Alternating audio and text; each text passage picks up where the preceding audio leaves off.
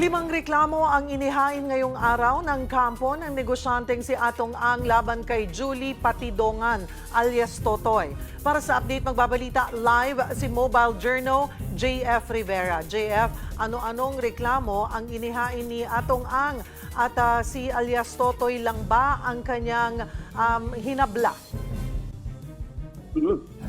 Cheryl, bukod nga dito kay alias Totoy, kasama rin dito si alias Brown o si Alan Bantiles at nireklamo nila o naghain ang kampo ni ang ng limang reklamo, kasama na dyan ang robbery, grave threats, coercion, slander, extortion charges at incriminating innocent person.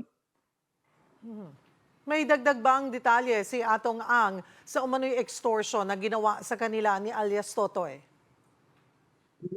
Cheryl, dito nga, February ang daw, parang nagkakaroon na nga daw itong si alias Brown ng negosasyon dito kay Atong Ang na sinisingil o hinihingian sila ng 300 million pesos para lang hindi siya idawit dito sa kasong ito, Cheryl.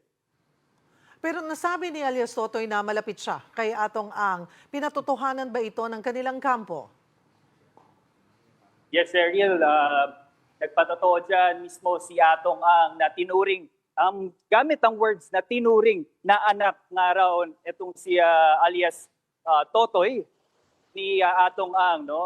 Siya ang pinagkatiwalaang humawak ng mga farms at sapungan at tinalaga siya bilang Chief Security ng Manila Arena.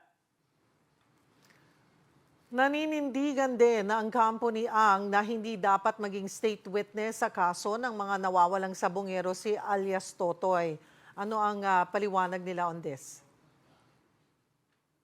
Yes, Cheryl, pinapanindigan pa rin nila itong mga cases din na laban dito kay alias Totoy, And ayon kay Attorney Kapunan ay hindi raw talaga qualified itong si alias Totoy dahil hindi raw siya yung least guilty dito sa kasong ito.